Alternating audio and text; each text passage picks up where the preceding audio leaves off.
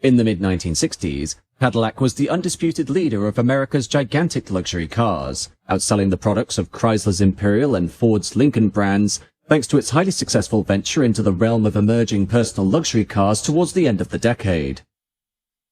Sadly, by the turn of the 1980s, Cadillac found itself falling rapidly behind its competitors, due in part to wider external factors, but mainly because of one model, the builder's flagship machine for 1971, which, instead of following the popular trends for more performance-based high-end machines, looked to the past and took what is considered by many to be a huge step backwards.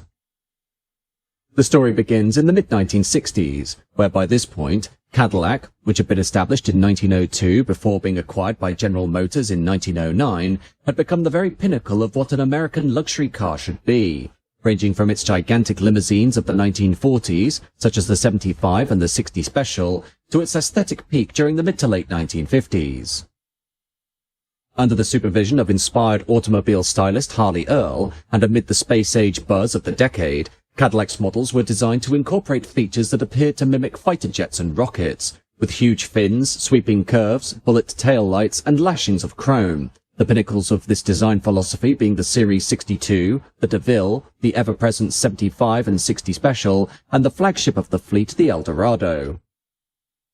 The Eldorado itself had been launched as a concept car to celebrate Cadillac's 50th anniversary in 1952, but the popularity of its incredible styling and internal refinements gave the company the impetus to put the machine into full production, first as a limited edition convertible variant of the Series 62 for the 1953 model year, before becoming its own dedicated model from 1954. This would include the hardtop Eldorado Seville and the drop-top Eldorado Biarritz, while for 1957, an ultra-luxury four-door edition of the car, handcrafted for part of its production by the Carrozzeria Pininfarina of Italy, was released dubbed the Series 70 Eldorado Brome, which cost twice as much as its contemporaries, but was a successful machine in its own right, remaining in production until 1960. With 1959 being the high watermark for the American motor industry, the Series 62 Eldorado of that year, thanks to its mixture of space-age styling, performance and advanced technology, such as automatically dimming headlights courtesy of GM's Autronic Eye, made these cars the envy of the world, although the launch of the exuberant 1959 Eldorado was unfortunately ill-timed, as towards the end of the previous year, the Eisenhower recession of 1958 had begun, this being an economic slump which primarily affected Western nations. One of the root causes of the Eisenhower recession was a sharp dive in new car sales, as middle-class consumers, thanks to the advanced mechanics, technology and style of these models, opted to hold on to their cars for longer, rather than buying new models, sales falling a precipitous 31% against the new car sales records of 1957, and thus making 1958 the worst year for new car sales since the end of World War II. Cadillac opted to stem its losses by abandoning the ultra-luxury Eldorado Brome, which cost more than a suburban home and required a complex foreign assembly, while the other models had their excessive styling toned down in what would come to pass as the 1961 Eldorado, a car which truly illustrated the tactical withdrawal undertaken by the car makers in order to reel in outgoings.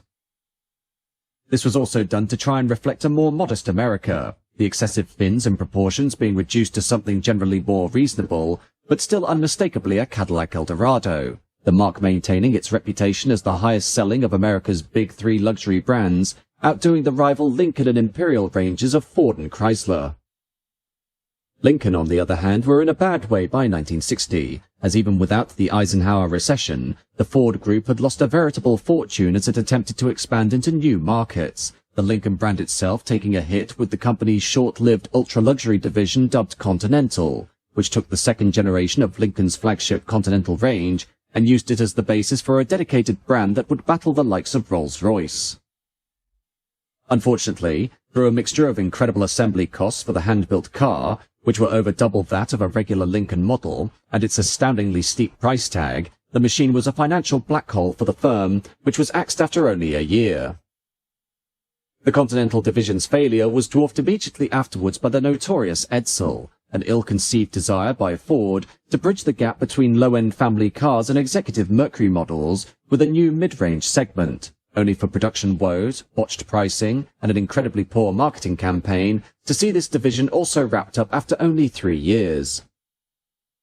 To try and recoup the losses of the Continental Mark II, the Lincoln Mark was forced to make quick and easy new models that would be sold to the masses, the new flagship of the company being the Mark III of 1958, which shared its platform with the lower-end Lincoln Premier sedan, with the Mark III, together with the Mark IV of 1959 and the Mark V of 1960, each delivering a 430 cubic inch V8, a breezeway rear window that could drop down for additional ventilation, and prominent canted headlights. The flagship Mark range would ultimately be abandoned in 1961 as Lincoln focused on its new high-end production model, the fourth-generation Continental, which was essentially a contemporary Ford Thunderbird, but came with the option of a four-door hardtop and convertible, and later a two-door coupe. This machine proving to be the car needed to settle Lincoln's significant outgoings and would put the company back on course for recovery throughout the remainder of the decade. Back at Cadillac, while the company was in a far better position than Lincoln, the ongoing recession meant models had to be cut down based on their demand, with the hardtop Eldorado Seville being abandoned in 1960, leaving the range solely a convertible, followed through successive generations until 1996, with a continued toning down of the styling from the late 1950s, with the signature Cadillac tail fins being eliminated in 1963, while the lashings of chrome and sweeping curves were reduced to a more modest level by the time the vertical headlamped 7th generation Eldorado appeared in 1965. The 1965 Eldorado, however, would turn out to be the last generation of the traditional Cadillac, as in order to keep up with a suddenly rising new trend in the motor industry, the conventional rear-wheel drive luxury boulevard cruisers were rapidly replaced by a breed of more performance-based affluent motoring known as the personal luxury car, which had emerged nearly a decade earlier with the second-generation Ford Thunderbird.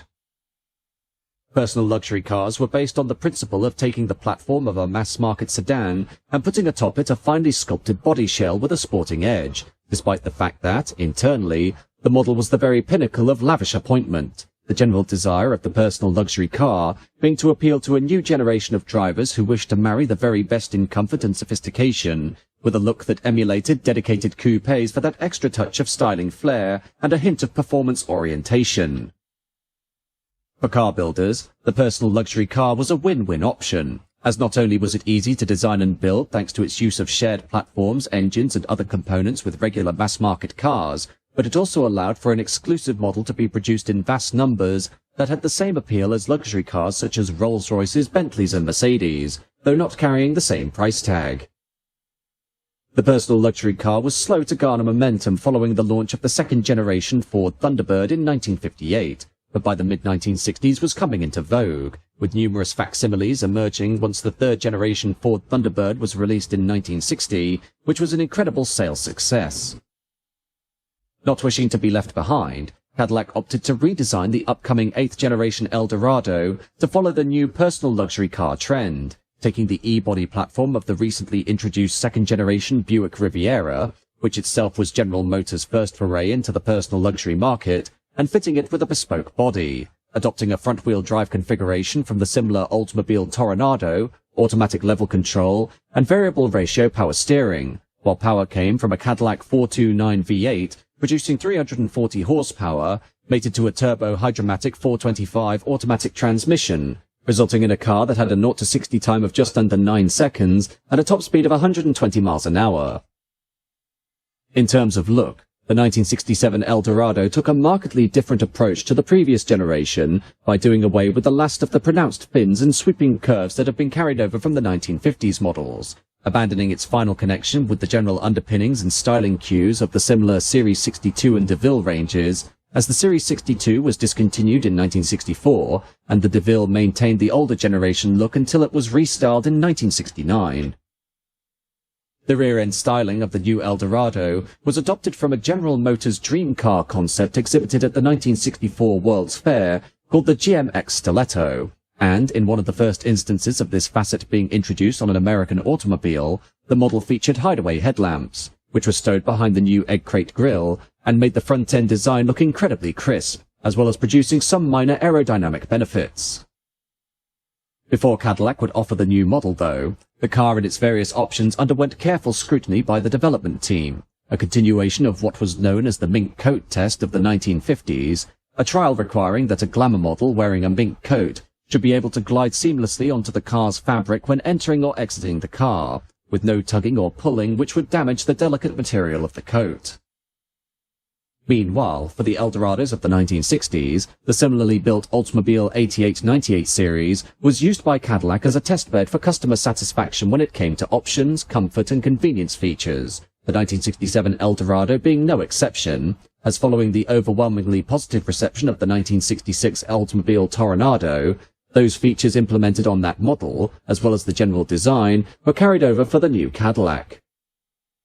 The result was an absolute sensation for the company, with 17,930 vehicles sold in the first year, and a waiting list at dealerships that stretched well into 1968. The car's knife-blade fenders that ran from the nose and faded into the body being an incredibly bold styling statement that set it apart from the likes of the more traditional Lincoln Continental and Chrysler Imperial, added to by the technological trinkets of the hideaway headlamps and the removal of the many remaining chrome lashings which tied the previous generation back to the excesses of the 1950s, something that was now considered passé by the customers of the late 1960s. Aside from its performance and styling, the interior of the new 1967 Eldorado was indeed a massive step above the previous model, 18 interior selections being made available in tweed and understated broadcloth, all of which were leather upholstered, while standard features included power windows and seats, power brakes, automatic level control, variable ratio power steering, and a turbo hydromatic automatic transmission. Cadillac's engineers were able to superbly marry the spirited power and handling of the car with the ability to carry 5 passengers in comfort and spaciousness, and it was this that truly put the car into a class of its own, and was no longer seen as a stagnating carryover from the previous decade. For 1968, the Eldorado saw Cadillac's new 375 horsepower 472 7.7-litre V8 engine introduced, which was married to disc brakes as standard, while externally the car saw minor changes to comply with ever-changing federal safety legislation, the 1968 model being a car that continued the sales success of its predecessor by selling 24,528 units during that year alone, with Eldorados accounting for nearly 11% of all Cadillacs sold. However, for 1969, as General Motors attempted to cut as much overhead as possible, the accounting team highlighted a list of luxury trinkets aboard the Eldorado that needed to be eliminated in order to maximize profits, and the result was the hideaway headlamps and outside fender-mounted turn indicators being removed, replaced with fixed headlamps which were seen by many customers as a come-down from the advanced forward-looking nature of the 1967 and 68 models, these cars being the only Eldorado examples to ever adopt the hideaway headlamps, that would become commonplace among luxury models throughout the 1970s. Finally, for 1970 itself, the Eldorado adopted an 8.2-litre Cadillac 500 V8, Cadillac's largest regular production V8 to that point, and was rated at 400 horsepower, making it among the largest displacements ever provided for a mass-production automobile sold to regular customers, the fitting of the 8.2-litre power plant giving the car a 0-60 time of 7.6 seconds and a top speed of 126 miles an hour, indeed placing it on par with European equivalents such as the Mercedes-Benz S-Class, which put more emphasis on performance than on luxury while still being able to balance the two perfectly. The 1970 Eldorado was, to that point, the fastest Cadillac ever produced, and entered sales at a base price of $6,903 or $51,800 in 2024, with standard features including Cadillac's dual power braking system with independent front and rear operation, power windows, power seat, cornering lamps, special courtesy lighting, and a host of other standard comfort and convenient features to make every driving experience relaxing with effortless operation. 8 color combinations also available in leather, or a handsome duplex cloth available in 6 colors. The sales phenomenon of the 1967 Eldorado was very much the catalyst that led Lincoln, still maintaining its 8-year-old Continental as the flagship, to revive the Mark series in 1969 for the first time since the failure of the controversial and extremely costly Mark II of 1957, creating a machine that was, in many ways, a facsimile of the Eldorado through its use of hideaway headlamps and a low crisp body with performance-orientated pretensions, while at the same time sharing as many underpinnings as possible with the contemporary Ford Thunderbird. The resultant Mark III would be an incredible smash hit that put Lincoln back on par with Cadillac in terms of personal luxury domination, just barely beating out the Eldorado for satisfaction in a 1970 Motor Trend head-to-head review, while competitive pricing saw the Mark III go on sale for an original MSRP of $6,741, or $49,000 in 2024, $30 more than the 1969 Eldorado. This was reflective of a general rise of Lincoln as a viable competitor against Cadillac, which had truly dominated the luxury car market throughout the 1950s and 60s, but from a market domination of almost 79% in 1961 for the domestic luxury car supply, the meteoric rise of the Lincoln Mark III had put the two firms almost neck and neck by 1970. Cadillac's woes were made even worse for 1971 by the longest industrial strike ever mounted in the history of General Motors. This 174-day walkout, led by the United Auto Workers Labor Union, being instigated by bargaining for better working conditions, specifically relating to GM's desire to speed up the assembly of cars in order to remain competitive with the ever-expanding Ford and Chrysler companies, while at the same time seeing workforce reductions and a dispute over seniority rights.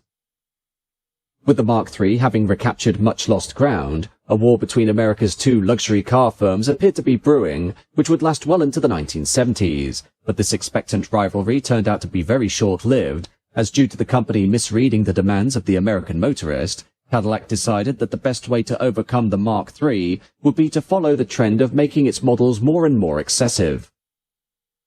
This had been a creep which had developed throughout the late 1960s across all luxury car builders, and one that had seen many of Detroit's once tasteful luxury models be made larger and larger until they had become hulking caricatures of their bygone days, car firms hoping that, through the promise of incredibly refined though completely synthetic interiors and waterbed soft suspension, they would be able to hide from potential customers the fact that the cars they were making lacked any kind of substantial innovation, with underpinnings that dated back decades and performance that was, in reality, extremely lackluster.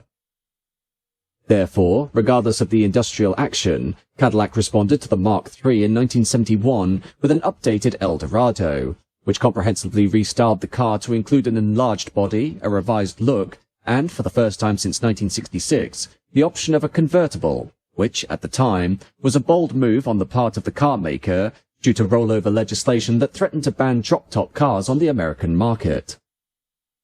This was combined with a general downturn in sales for drop-tops in the United States, with most rivals having abandoned providing convertible models straight from the factory and instead presented only hardtops, the 1971 Cadillac Eldorado eventually becoming the last US car on sale with the option of a drop-top during that decade.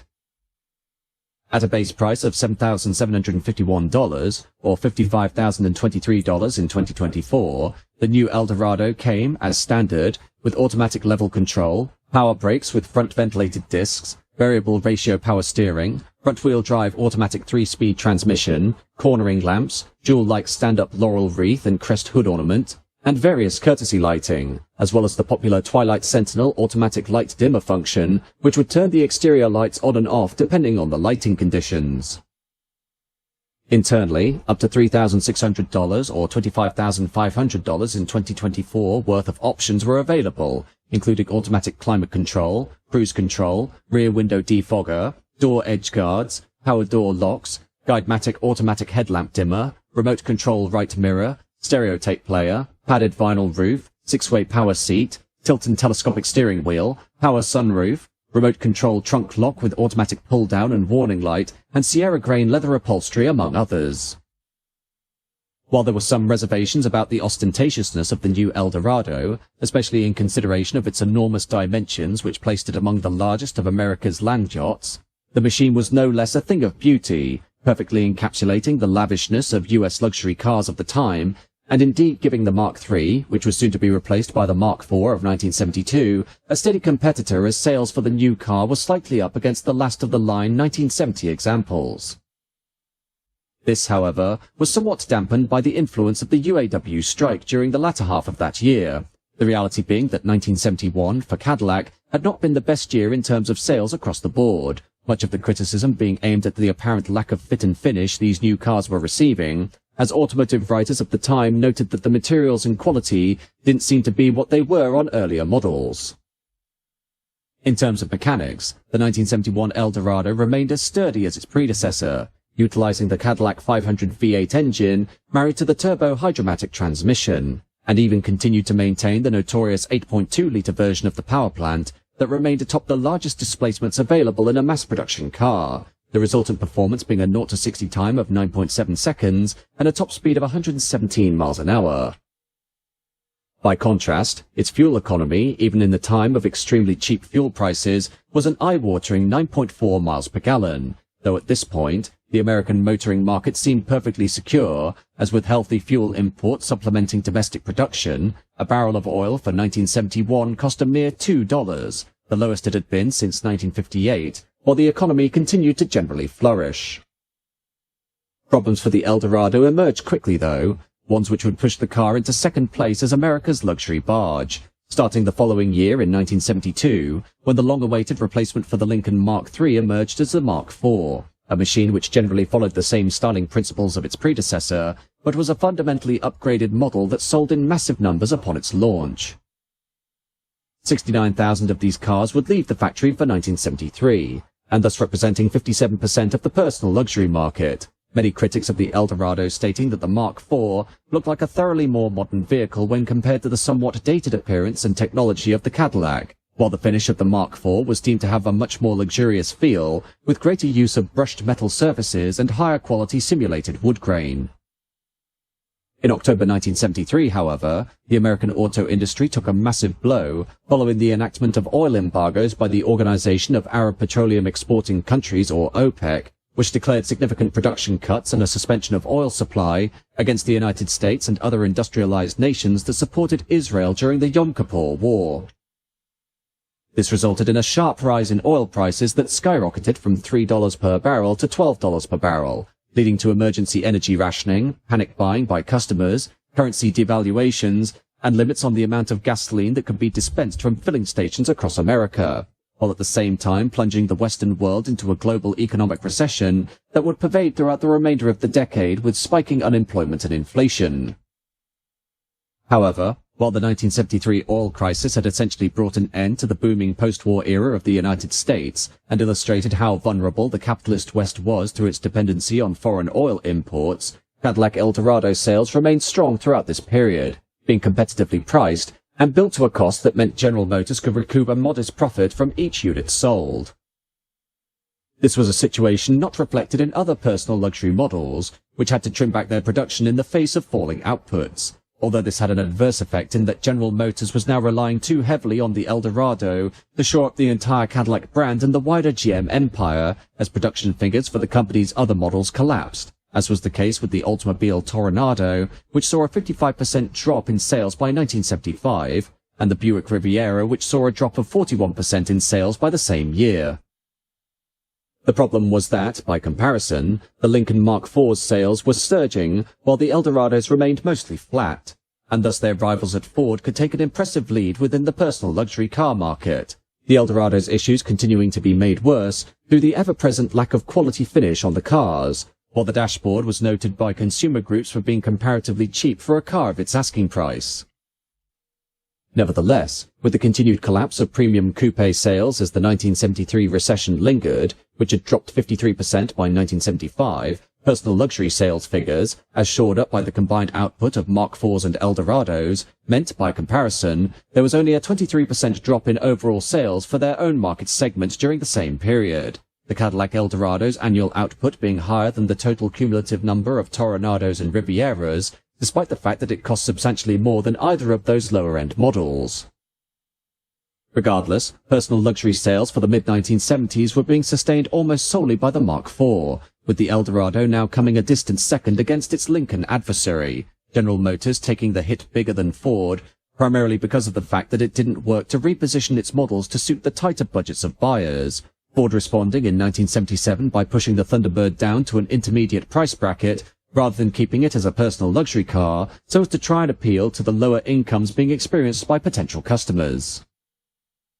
General Motors, on the other hand, kept cars like the Buick Riviera in their respective market positions, despite the fact that more affluent buyers opted for the Eldorado, and customers with smaller budgets opted for lower-end luxury models like the Buick Century Regal, exacerbating GM's continued foundering on the luxury car market when compared to Ford, only taking back the lead in terms of cumulative sales once the Thunderbird had been reclassified. The reality is that, despite the excessive ambitions of the ninth-generation Cadillac Eldorado, The car's inability to sell came basically down to the fact that fundamentally, it had changed very little from the barnstorming 1967 Eldorado, which had revived interest in both the model and the Cadillac brand in general, lacking the technology, styling and performance that had made the comparative Lincoln Mark III and later Mark IV a sales coup for Ford. The Eldorado appeared more to appeal backward to the style and profile of the luxury-orientated models of the 1950s and 60s, and failed to continue the performance appeal of the 8th generation, outsizing the car to the point that it became unfashionable, especially as sporty imports arrived on the scene during the middle of the decade, such as the refreshed Mercedes-Benz S-Class and the first-generation BMW 7 Series. The import trend, which extended across all motoring markets, was perhaps the last nail in the coffin for the Cadillac Eldorado's place atop the luxury car hierarchy in America, as amid a desire by customers to purchase cheaper and more efficient models from Europe and Japan, General Motors was losing money rapidly and thus could not undertake a normal model cycle for the Eldorado, which would have seen it refurbished after around 4 to 5 years in production. The car was instead kept in its original guise for 8 long years without any major revisions to its looks, a reflection of the situation exhibited only a decade earlier by the cash-strapped Lincoln division and its 8-year Continental of 1961, the only exception being the discontinuation of the convertible model in 1976, while at Lincoln themselves, the Mark IV was replaced by the Mark V in 1977 after 4 years of production, and thus presented the buying public with a fresh-faced personal luxury machine that was as good to drive and travel in as it looked. However, despite the Eldorado being a comparatively weak seller, with its incredible dimensions and comparatively archaic feel making it less desirable than Lincoln's Mark IV and later Mark V, the Cadillac brand, thanks to the reputation it had developed during the 1950s and 60s as the most admired luxury brand in American motoring, meant that, in a manner similar to Rolls-Royce of Britain, the cars were still the ultimate plaything for the rich. Unfortunately, the wealthy clientele to which the car appealed was not the new money customers the firm was hoping to win over when fighting against the Mark IV, but an older generation of established business owners of U.S. commerce and industry who had been dedicated Cadillac buyers throughout the previous decades.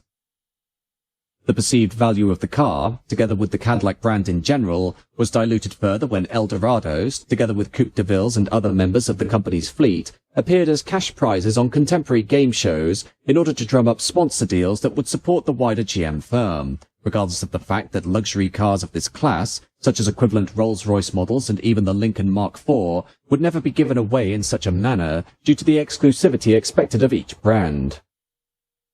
When it came to new buyers, while there were nouveau riche customers who appreciated the Eldorado, another more disturbing clientele for Cadillac models was the ever-increasing subclass of criminal organizations, such as the Sicilian Mafia, who had seen an exponential rise in their influence since the end of World War II, through their audacious criminal activities such as the Air France and Lufthansa heists, but also through extortion rackets, prostitution rings, and government corruption scandals including bribery. Prostitution was an especially unfortunate relation to the Eldorado, as following the sexual revolution of the late 1960s and the more relaxed attitudes towards matters surrounding the topic, this particular business saw a major surge that led to the rise of the modern pimp, which, through their incredible new wealth, would purchase personal luxury cars like the Eldorado and have them customized with aftermarket restyles into what was known as the Pimpmobile, cars lathered with obscene levels of exterior and interior trimmings that would advertise the status of the pimp on the prostitution scene of America's largest cities.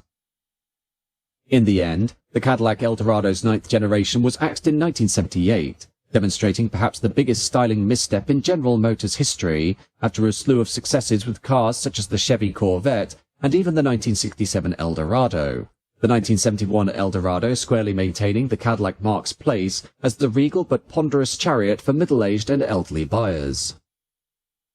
Lincoln, meanwhile, had taken the lead in terms of sales for domestic American luxury cars, and was perceived as a more forward-thinking brand, the Mark series having outproduced the Eldorado by an average of 15% between 1972 and 1978, and leading the way in terms of sales by the end of Eldorado production, the Mark V accounting for 63% of all personal luxury vehicles produced.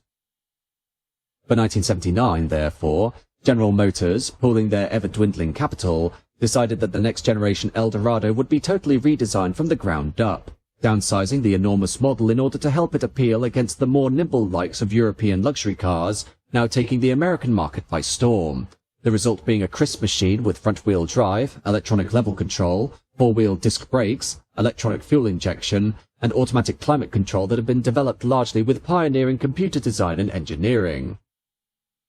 This was a major advancement for the time, and a huge step forward for Cadillac in allowing for precision measurement and a reduction in service complexity, the result being a highly optimized machine, which, unlike the comparatively wasteful 9th generation Eldorado, made far better use of the space available on the platform to provide the greatest possible head and legroom for occupants.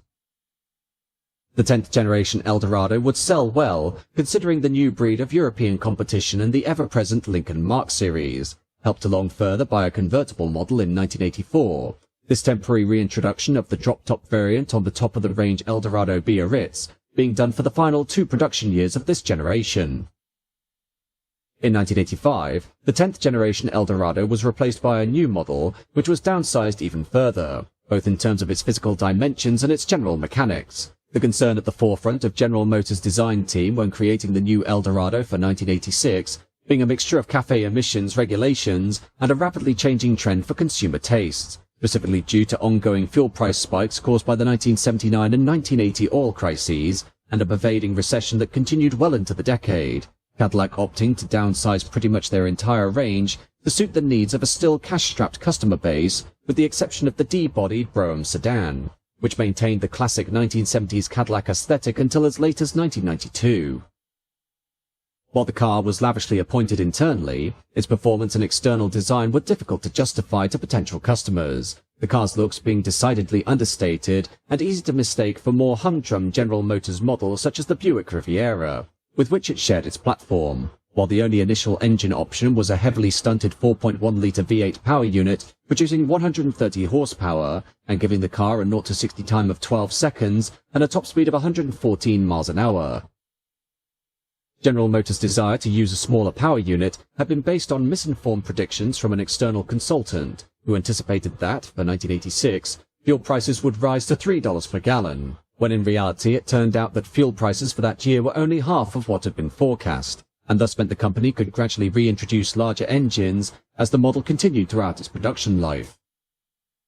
Sadly, the damage had already been done, and during its first year the car only sold a mere 21,342 units against 74,101 examples of the previous generation for 1985. The general problem with the 11th generation Eldorado being that it didn't appear to have been purpose-built for a wealthy customer base, but had instead been thrown together out of fear of high oil prices and an increased production cost. By comparison, the Lincoln Mark 7 illustrated a style and performance that had clearly been much better conceived so as to match the likes of the Jaguar XJS and other foreign luxury coupes coming onto the American market. This generation of the Eldorado stumbling on throughout the late 1980s and into the early 1990s as a completely ill-suited machine during a rapid resurgence of bigger American luxury cars once the predicted oil crisis of the mid-1980s failed to materialize. This meant the model was outsold substantially by both the Lincoln Mark 7 and the company's own Brougham sedan, which maintained a size and aesthetic which was more in keeping with the luxury barges that had been a favorite among American buyers throughout the previous decade, although this didn't dispel Cadillac's unfortunate association with an older clientele, when it was by far more imperative to appeal to a younger buyer as money became plentiful during the booming economy of the 1980s, American commerce turning more towards financial services, which saw many promising bankers and stock traders earn millions overnight. Eventually, after 5 long years of mediocre sales, the 11th generation Eldorado saw a comprehensive restyle undertaken in 1992, which introduced a brand new interior and exterior styling derived from the 1988 Cadillac Solitaire show car. And while internally it featured all the latest technology and luxury comforts, the styling was coldly received by contemporary critics as not being modern enough to match the likes of the Mercedes S-Class, BMW 7 Series, and the brand new Lexus LS400 of Japan. Once again, the car's general image appealed less to an up-and-coming new money audience, which placed their preference on both performance and luxury, but instead remained firmly set with a middle-aged and retired clientele, still unable to shake off its old man perception, even with the new body and the fitting of a brand new North Star V8 power unit, which itself would cause a slew of problems further down the line due to pervasive head gasket issues, leading to an extremely expensive engine-out repair job that could easily write off an otherwise mechanically sound car when factoring in the depreciation of the model. The new Eldorado would continue in production with few major changes until April 23, 2002, when the very last Eldorado rolled off the production line at Lansing, Michigan, before being donated immediately to the Cadillac Museum. The end of the Eldorado being based on the fact that the car was the last General Motors model to be built on the E-body platform, which had made its debut in 1963 and been the primary underpinnings of the Eldorado range since the highly successful 1967 model.